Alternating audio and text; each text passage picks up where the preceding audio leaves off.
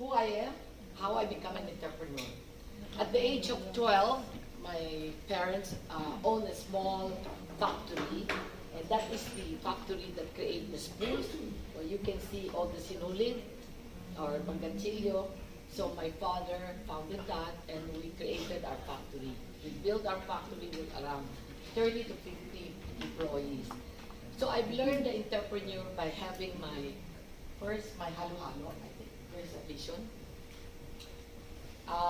At the age of 12, it was summer during vacation. I've learned that to relieve the heat for my workers, I thought of making halo-halo at the age of 12. So what I did, I asked for 5 pesos capital, actually 12 years old, 5 pesos. You know how much my return? 1 peso every day. But at that time, I'm so happy with that 1 peso.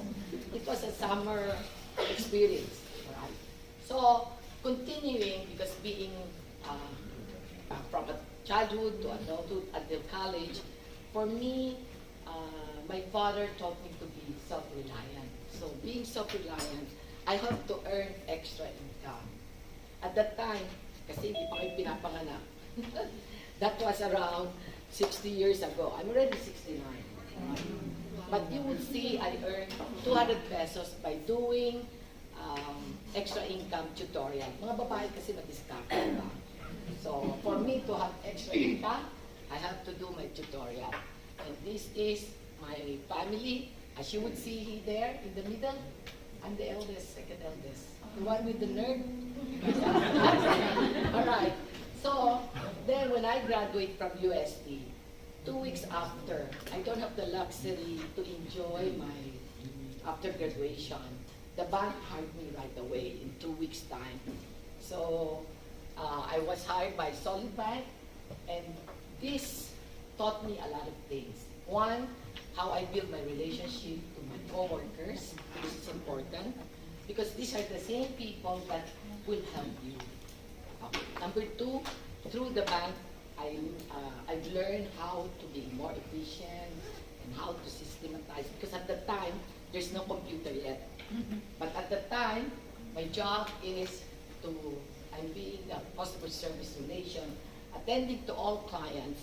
I can remember all the accounts, even their telephone number, even their account number. Ganun na po kasi nung bata pa. So, that's why I am one of the favorite ng bank kasi nga, I'm doing a lot of things for them. So, I become the, how you call that, itawag sila dyan a pricing star of the bank.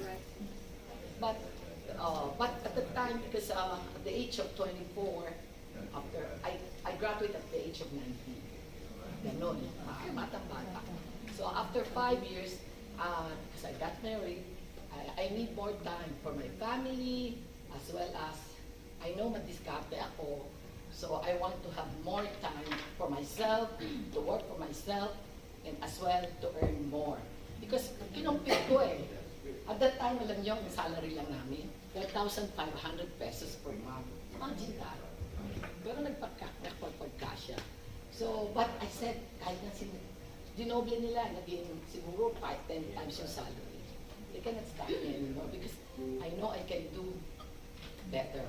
So, next is, what are the possibilities? My husband invited me to join him to do the dinnerware plastic industry of manufacturing. So we started with 8 people. At that time, the materials that we're using can only do the mahjong. You know, sino nagmamahjong dito? So we're doing the mahjong. And then, at that time, hindi uso yung plasticware because they thought plastic is cheap and, you know, walang class.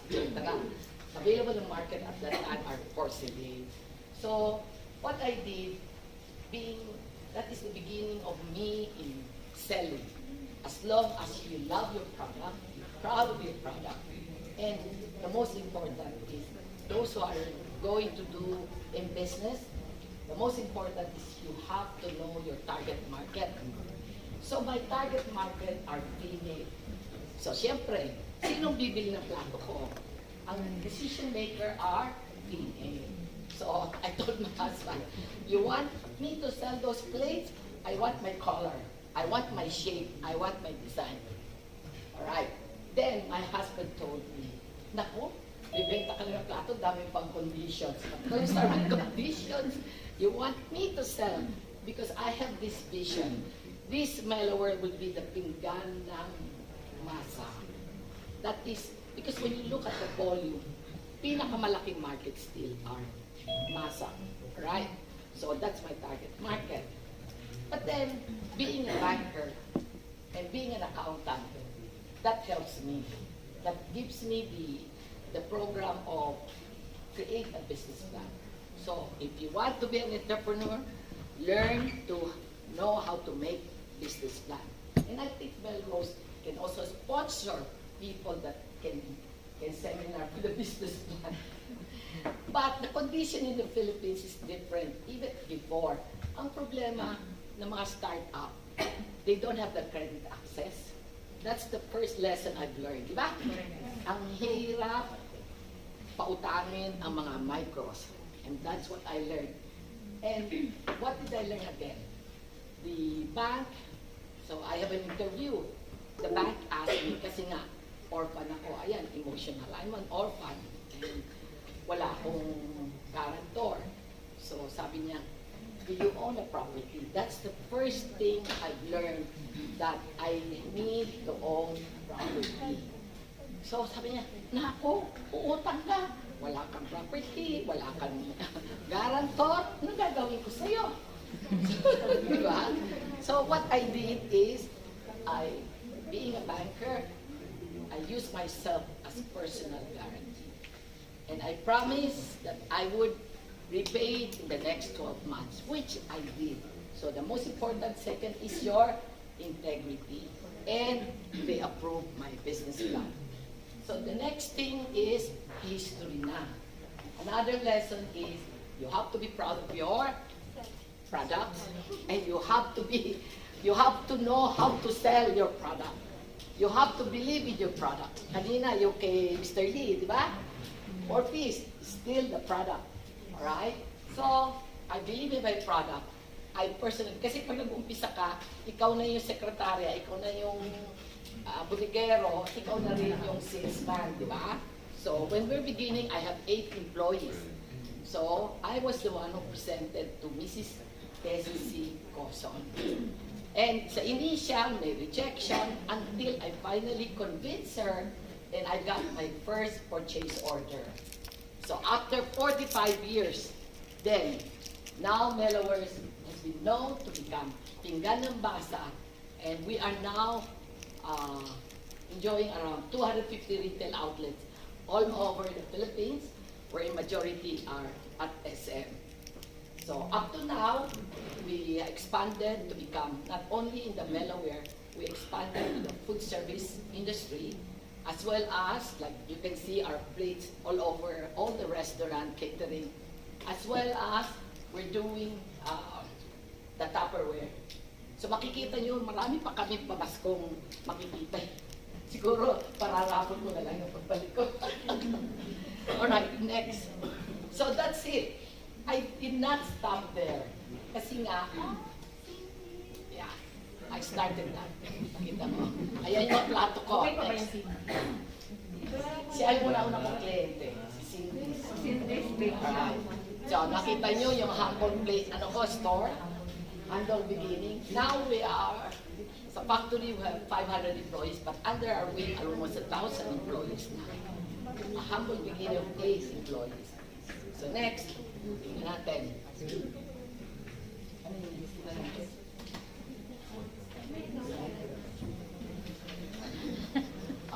Next. Alright. How did I end up doing properties? Alright. In 1984, because during crisis, you would see everything went down, all prices plummeted. Ako naman, to be honest, not because of being sales stock, I love our country. So during that time, all rich people bring out their money. But me, I only bring around, let's be honest, 20% of my money But most of my investment, we invest in our country. At that time, the land price is around 50 pesos per square meter, 250 pesos per square meter, and that 250 pesos is across the airport, which is in a year time, they offered me 2,500 in 1 year only and become the casino. You know the casino across the yak? That's what the property I bought and resell. So that is my first lesson, how I earn in property. Sabi ko, ibata pa ako noon, siguro mga 20, kasi mga less than 30 pa ako noon, 28. Naku, ganito pala.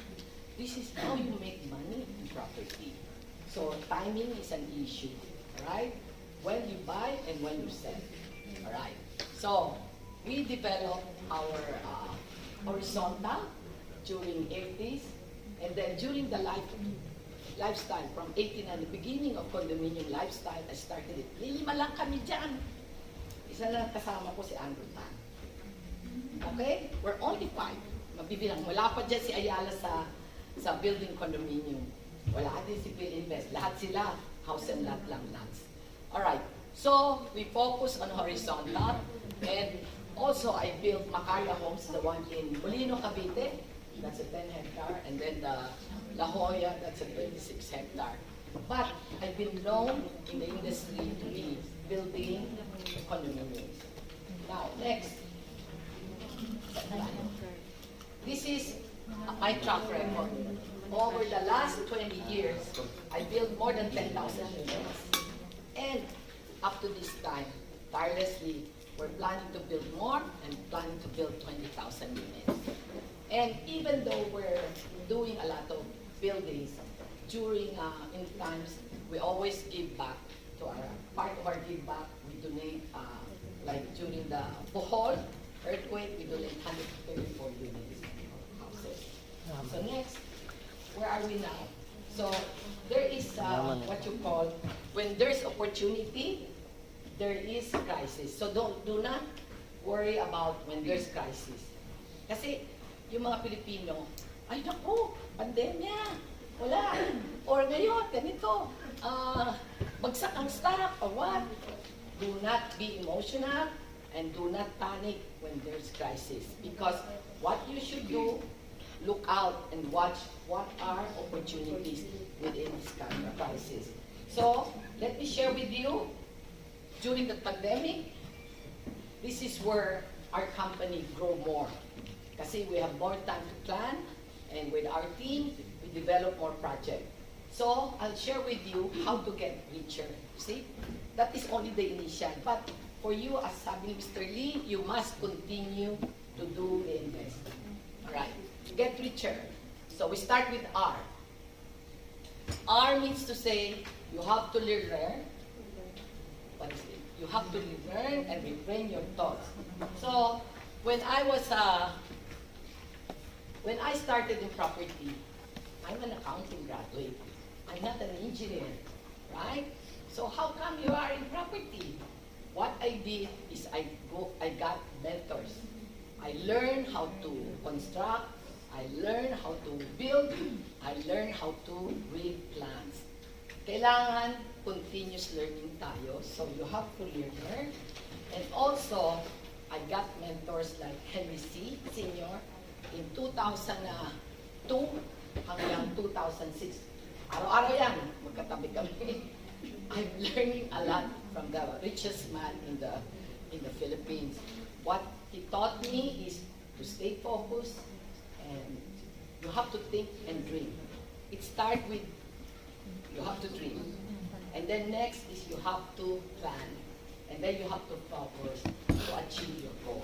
That is the secret there. Next, even though you achieve whatever you've got, you must stay humble so that you can always learn new things. Kasi may mga Pilipino tayo, lalo na nakikita ko sa Saudi Arabia, kumita lang ng konti, masyado na siya dilawan, dami dito. So, don't be like that. What matters is you have to stay humble so that you can see what are available things I need to learn. Kaya I like to congratulate everyone who are now here It means to say you are open to learn. Right? Next, we really need to adapt to changes, especially after pandemic. Many things we have to change.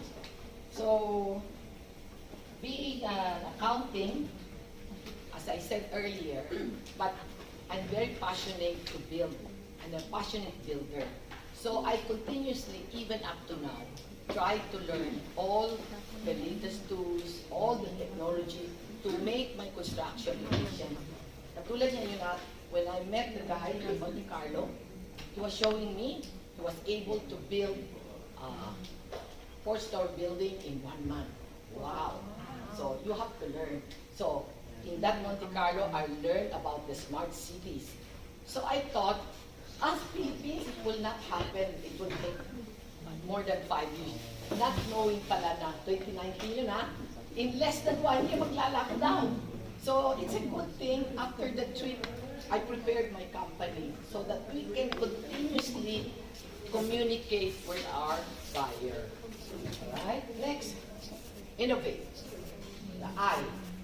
This is important for all of us to be creative, to, how you call that,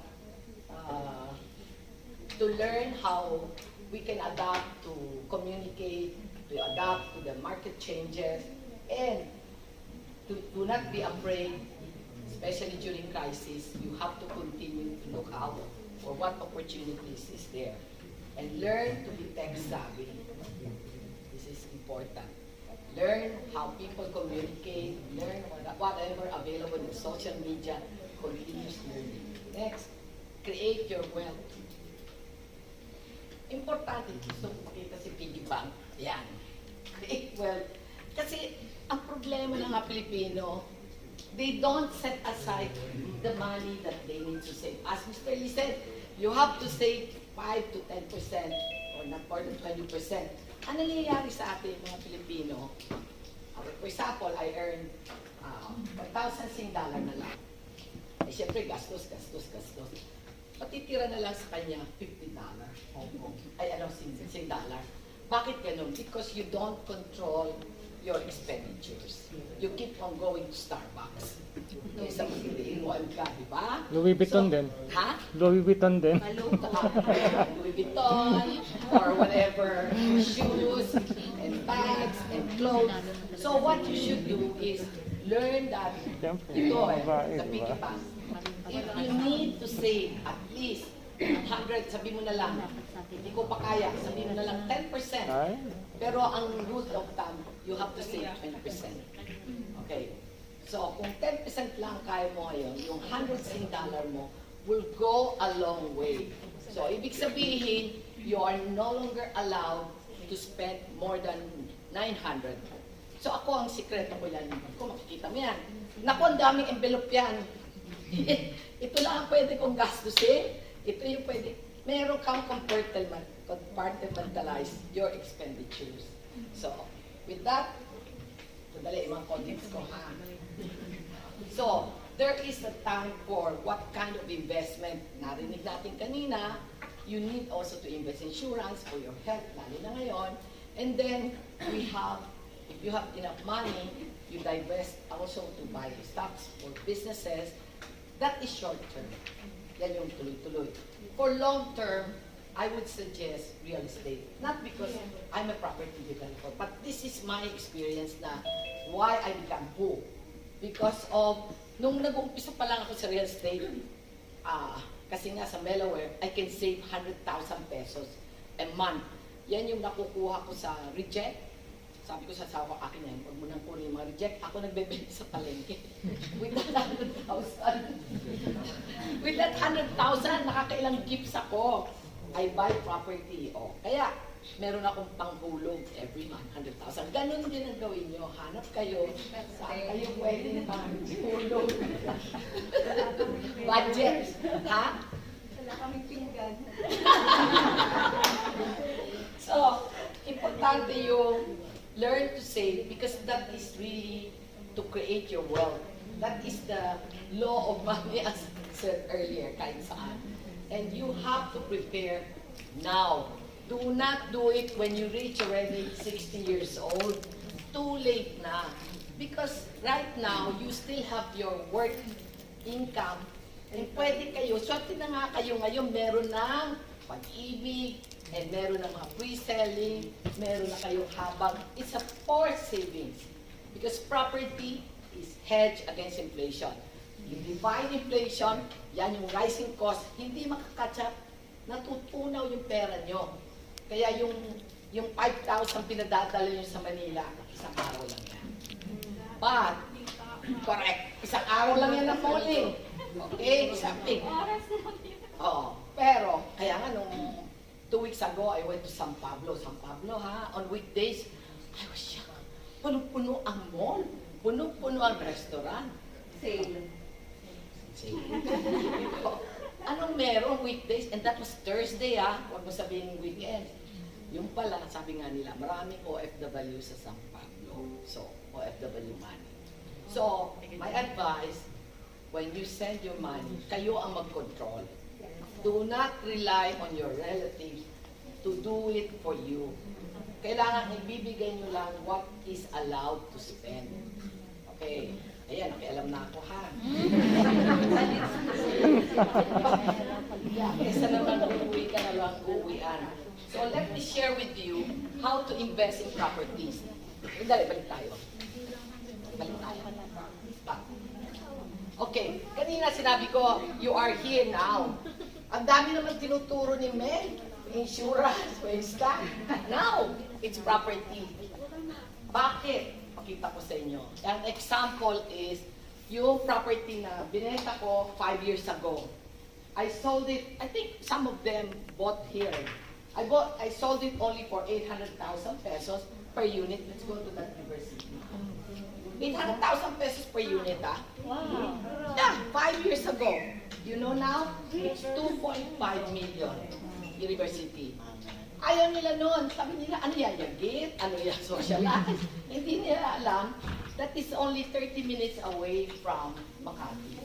Whenever I develop properties, I make sure, tinitingnan ko na yung sino titira, paano mapapaupa. I already thought of that. Kumbaga sa ano, sigurado yan. So, kasi, lapit ka sa, you're close to work, which is Makati or Mandaluyong or something. Imagine, ang monthly amortization lang nila noon, 6,000. Ayan yung pinagdadala yung panggastos. Ay, di ba? Instead na gastusin yung 5,000-6,000, you know how much it earned? Minimum 10,000. Ngayon, they're earning 12,000. So, may excess silang fund. Garit. Kaya marami ako nagawang milyonaryo. So, how do you make money? Property? One, your rental camp. Magkakaroon ka ng income generating. Diba? Hindi nyo po problemahin pag bumili kayo sa CDC because meron kaming property management that handle the leasing management. Hindi katulad ng, di ba, niyak-niyak ka. Who will manage your property? Sa CDC, hindi yung problema. So, by having an earning, tuloy-tuloy yung iyo, parang ang investment mo lang is your savings, is the down payment, which we gave 10 to 15%. So yung down payment mo will go a long way, right? At ang Pilipinas, nag-a-appreciate yan ng 10%. Pag sa CDC, I don't care about that. Based on my experience, pag binili mo ngayon sa akin ito ng 2 million, dapat kikita yan in 3 years ng 500 to 600,000. Diba? Oh, ang down payment mo 15%, which is you have to save 15% times 2. That's 300. Sabihin mo na 350,000. Aakyat yan ng 500,000. So, your 350,000 earn 500,000 because of that appreciation, other than your rental. So, look at it as a business that you can control. Because, one, you can use it for your collateral. Like nangyari sa akin nung magagawa ko negosyo. Wala kang collateral, wala kang negosyo. So, you can use that for collateral as soon as you pay it off. As well, for your retirement. At least, pag nag-retire ka, sa panahon ngayon, you need to earn 70,000 to live comfortably. Correct? And you must own your property. So, mangyayari, landlord na lang kayo. Diba? Para pag uwi nyo, social na kayo. Huwag kayo munang bibili ng bag ngayon, you can buy the bag later. Later, yun. Diba? And avail right now kasi meron kayong income, so you'll be qualified to own. So once you bought with your 10,000 with CDC, automatic millionaire ka na. Kasi you're buying 1 million properties. Yeah. Totoo yan. Okay? So, it gives you rental 7 to 10% return. Alright, next. So, that is how you will create wealth in properties. Next, what are the secret for you to be Mrs. Chua? I challenge each and every one of you. One is the habit of being hardworking person. Dapat maaga kayo matulog, maaga kayo gumising. Stay healthy. Alright? So, there's no substitute for hard work. This is really important. You work for yourself. And Sleep early. ang maganda nito, I believe in the matasusume, yung mga kababaihan, ano na yung mga nasa Japan, nasa Dubai, they work 2-3 jobs. During their off, they're getting part-time. Right? So, salute ako sa kanila. Yung mindset nila, yung extra income. Or maybe some of you here can be a consultant, etc. Di ba? Other than your regular job. So, ang importante, you must have a financial goal. I keep on telling Melrose, magkano yung gagawin mo, how much earning that you need so that you can retire at home. You must continue doing that. Kasi, pag ano ka na, kataba na, nakaupo ka na, wala na yung fire in the belly. Di ba? Look at me, 69. Ganito pa rin ako, masaya ako. Still looking forward. Dapat ganun tayo. No. Next. So, for you to earn 70,000, you must have 4 sets of income. Diba? Meron sa COL, meron kang pension sa pag-ibig. Kaya ituloy nyo yung pag-ibig nyo or SSS, tuloy nyo. I'm telling you. And then may income property ka na kinukolekta, and you have your own home. Why? Mahal ang, pag nagre-rent ka doon, mahal ang renta. So you cannot cope with that. So, continue to be hardworking. Now, as the blessings given to you, you must know how to empathize as well. In times that is yung mga kaibigan mo, kapitbahay mo, pero hindi mo naman pwedeng pangakuan sila lahat na hindi mo naman kaya. There are people. Ang dami nila pinapangako, sarili nila, they cannot help themselves. So, empathize means to say, pwede naman kahit 1 peso, you have to go back to the community. That's what I'm doing. You see? Katulad yan. One way of helping, you share your expertise. Like, yeah. You have to share your expertise, your stories, and I'm sure, guide them. Yung mga kasama mo. Like, what you learned today, explain to your friends, to your neighbors, para sa susunod tawag na si Melrose, kayo na ang mag-invite ng iba. Because this is free. You know, to allow Mr. Lee to talk, do you know that how much you have to pay? Yes. Advisor siya ng SM. Yan yung mayaman ng SM. Makinig na kayo. Telling you. Diba? And it's free. So, learn to give back. Like me, I'm doing my mentoring sa Go Negosyo. I can do that as well. Yung pwede separate na yung mga entrepreneurs na gustong gumawa. Katulad yung recently last week, wala daw sweldo yung asawa, siya lang mag-isa. Tapos sinupuan ko na lang na bumili ng magkano ng ukay-ukay. Magkano ukay-ukay? Yung into trading, resell. Yung maid ko is doing that. And she's earning additional 3,000 pesos by reselling the ukay-ukay. And sabi ko, kung lang yung mga buto-buto, igaga mo, magawa kang mami, gagawan in your neighborhood only. Hanggang po, tuturo ko So, the most important, I'm teaching them how, paano magawa ng maliit na negosyo. So, being in PCCI, I'm the president of Malabon. So, I'm empowering mga micros how to do credit access. That's what I'm doing now. Kasi nga, yun ang pinaka-number 1 problem. And I'm helping them to do networking, how to promote your product. Kaya ako pang gumagawa ng exhibit, exposition, food festival, I'm doing it. Para lang ma-promote yung mga Pansit Malabon na yan. O, diba? Sa Singapore si Pansit Malabon. So, kami, ano pa yung other income that we do? We do referral sales program.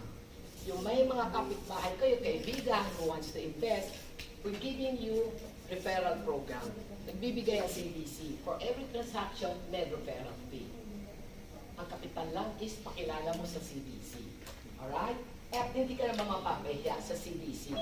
Because you met the owner, I'm telling you, I assure you, if you invest your hard-earned money at CDC, it will give you a good return, appreciation value, and madaling ipaupa.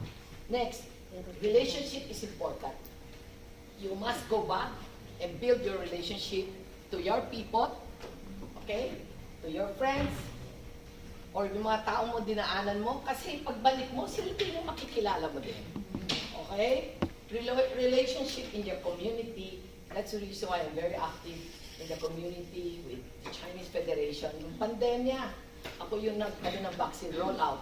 Galit na anak ko kasi, mahahawa ka, ma! Sabi ko, imagine 3,000 to 5,000 ang pinapa-inject ko natin. Okay? So, you have to go back whatever you can in your own way.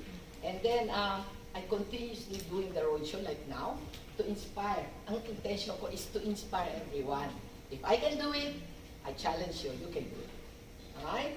And be part of our network and masaya dito sa CDC. Thank you.